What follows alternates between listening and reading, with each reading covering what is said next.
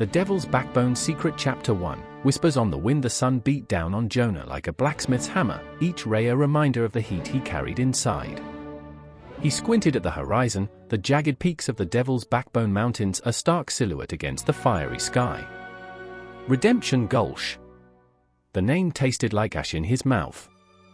He hadn't set foot in this town since he'd ridden out a decade ago, a young wolf with blood on his hands and a heart full of lead.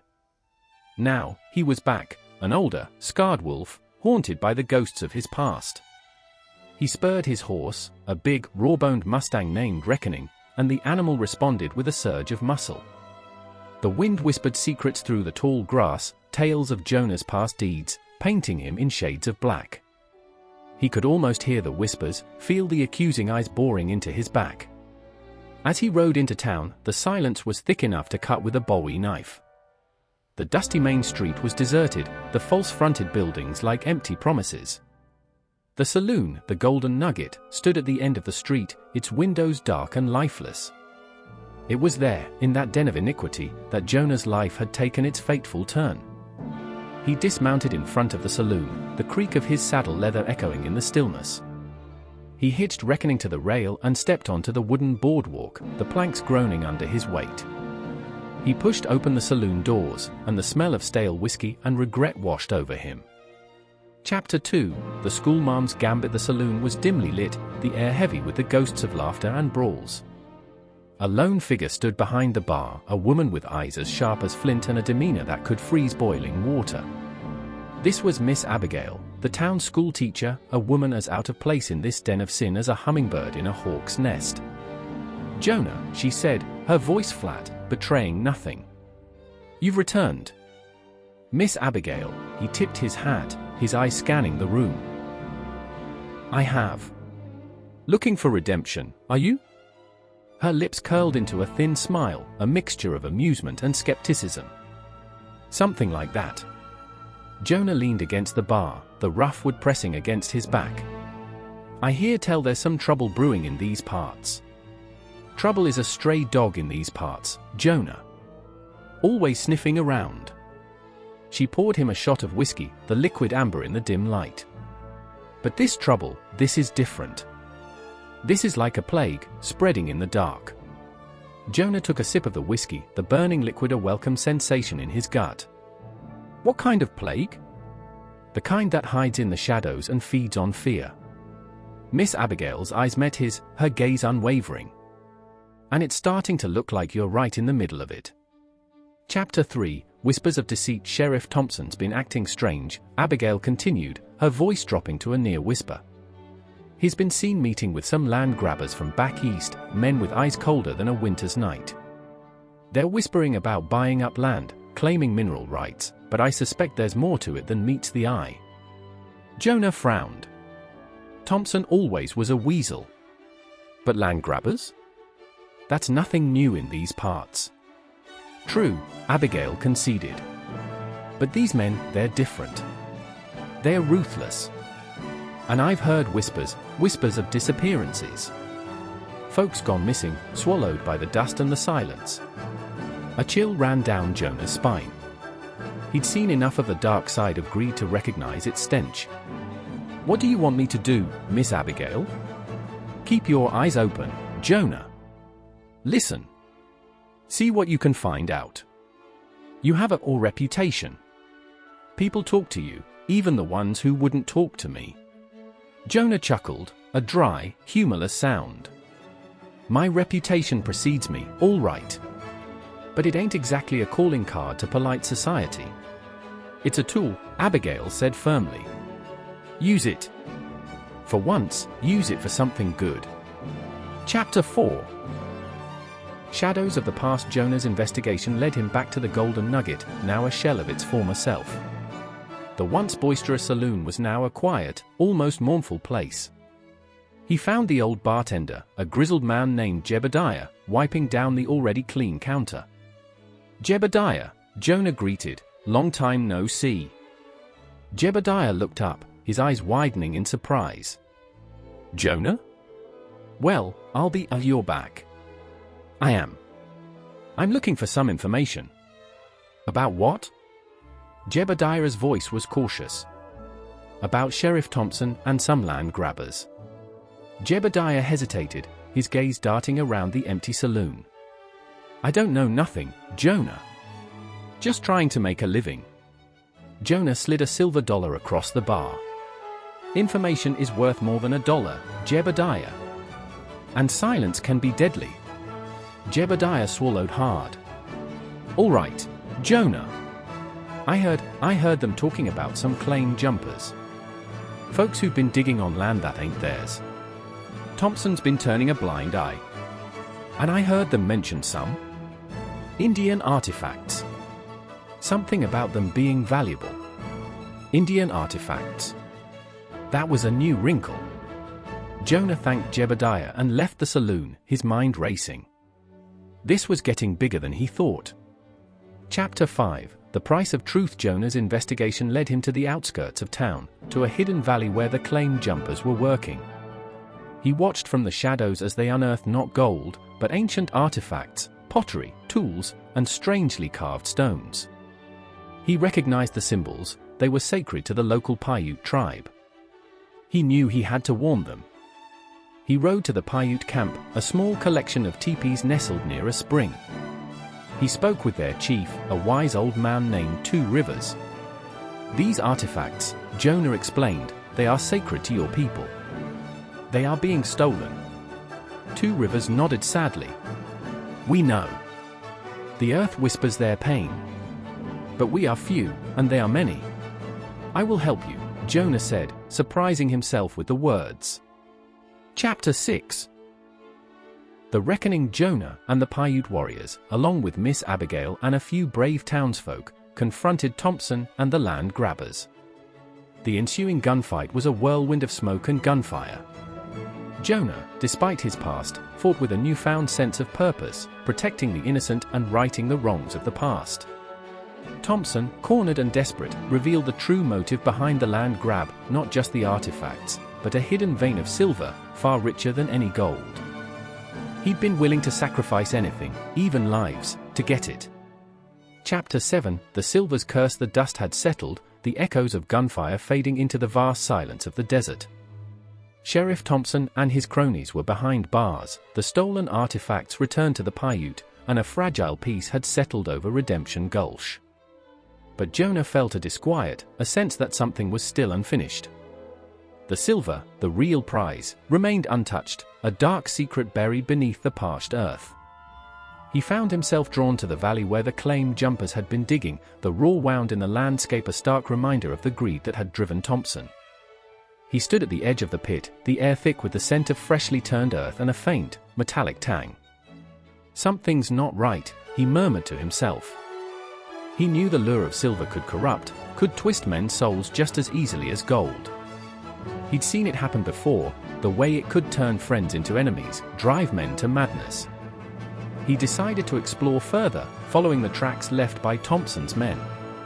They led him to a hidden cave, its entrance concealed by a screen of rocks.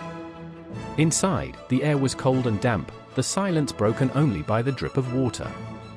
As Jonah ventured deeper, his eyes adjusted to the gloom, revealing the glint of silver in the rock walls. It was a vast vein, a shimmering ribbon of wealth that could make a man rich beyond his wildest dreams. But Jonah saw something else in the silver's gleam, a darkness, a hunger. He felt a pull towards it, a temptation to claim it for himself. The whispers of his past returned, whispering promises of power and fortune. Chapter 8. The choice. Jonah wrestled with his conscience. He could take the silver, use it to rebuild his life, erase the stain of his past. But he knew the price. He'd seen what greed could do to a man, how it could consume him, leaving nothing but a hollow shell. He thought of Miss Abigail, her unwavering belief in him, her quiet strength a beacon in the darkness. He thought of Two Rivers and the Paiute, their respect for the land and its secrets. He knew what he had to do. He turned his back on the silver, the temptation losing its hold. He walked out of the cave, the sunlight a welcome warmth on his skin. He knew he couldn't erase his past, but he could choose his future. He rode back to Redemption Gulch, a different man than the one who had arrived weeks before.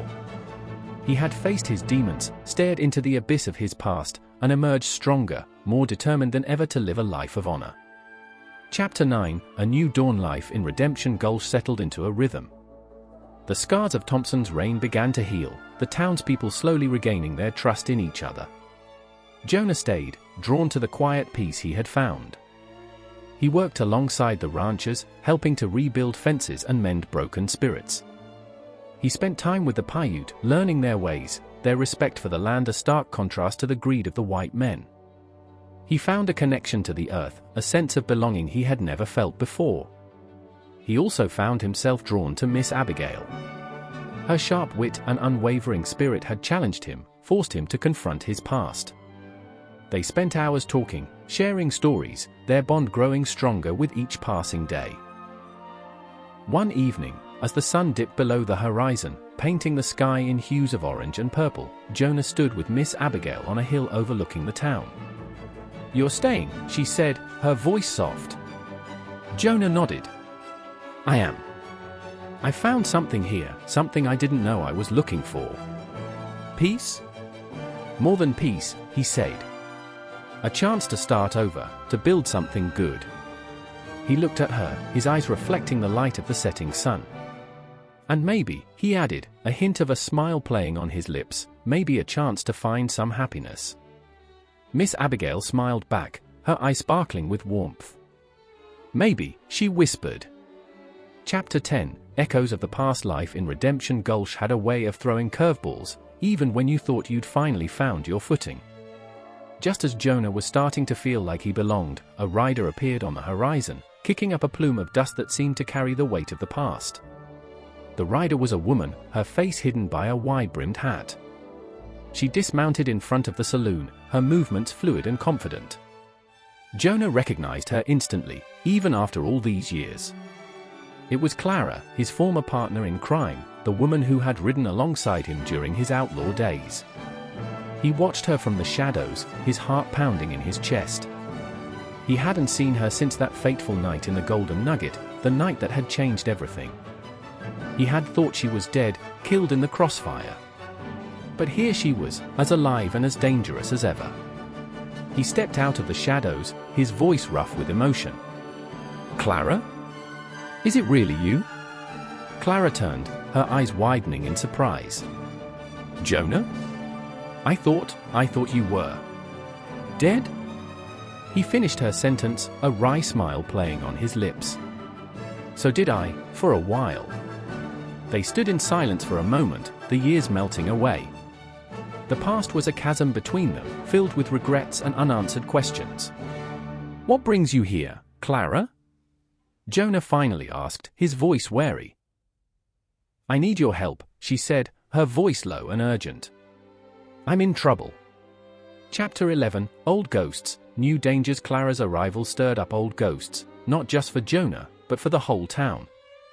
Whispers followed her like shadows, reminding everyone of Jonah's past, of the days when he was a feared outlaw. Miss Abigail, though trusting Jonah, couldn't help but feel a pang of jealousy, a fear that Clara's presence might reawaken the darkness within him. But Jonah was a changed man.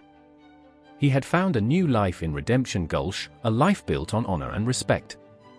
He was determined to help Clara, but he wouldn't let her drag him back into the darkness. Clara's trouble, it turned out, was a ruthless bounty hunter named Silas. He was tracking her for a crime she claimed she didn't commit, a bank robbery gone wrong.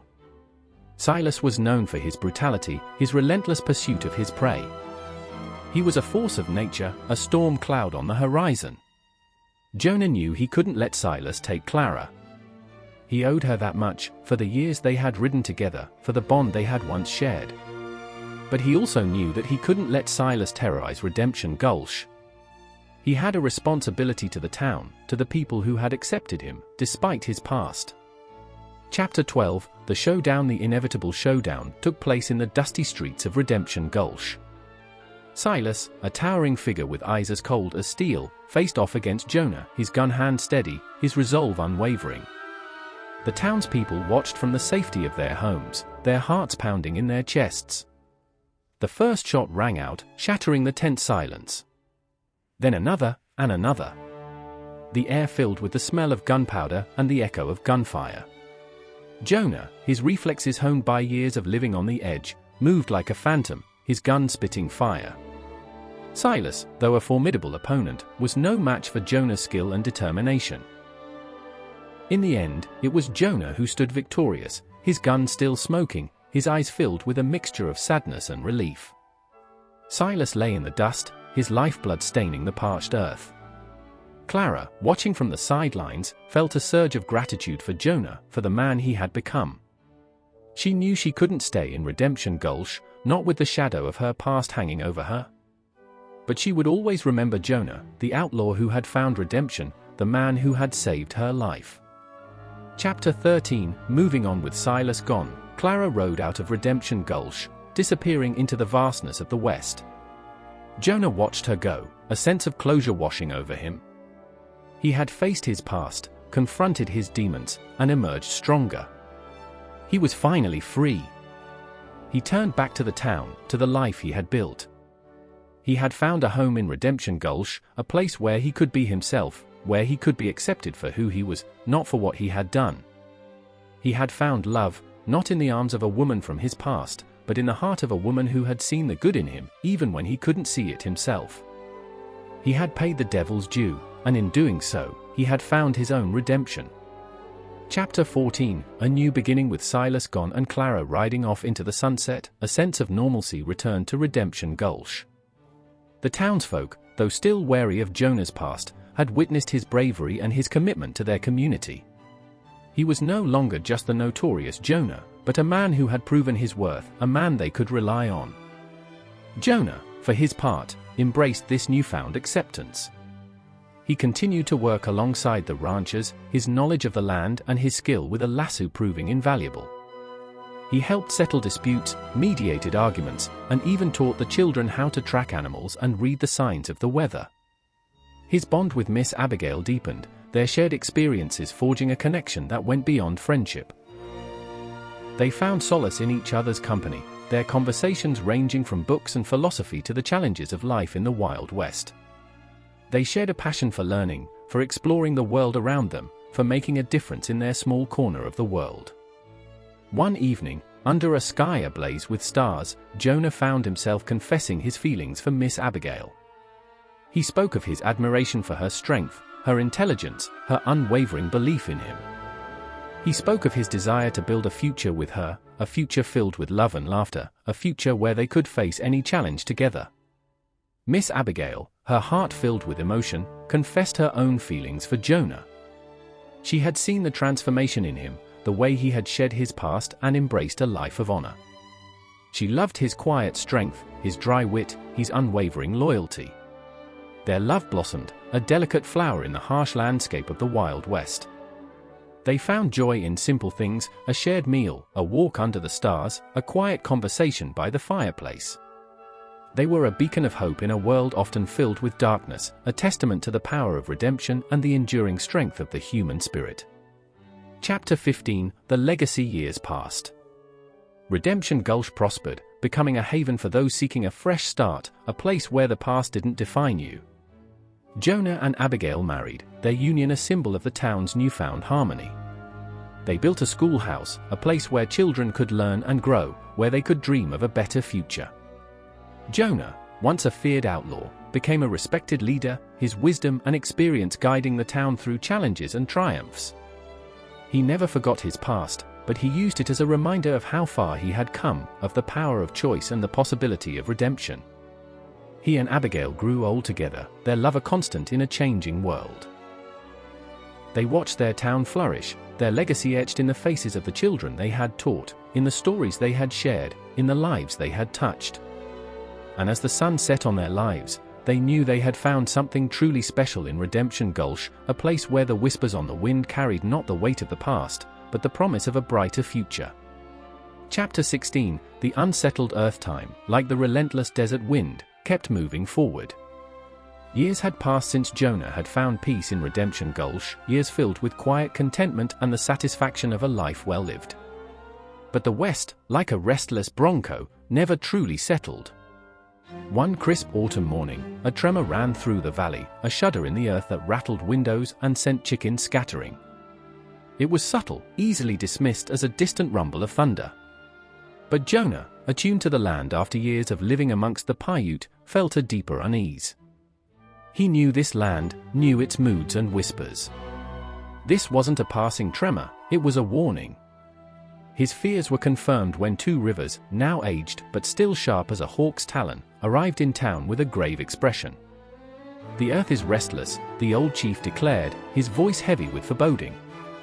"The spirits are angered." The tremors continued, growing stronger, more frequent.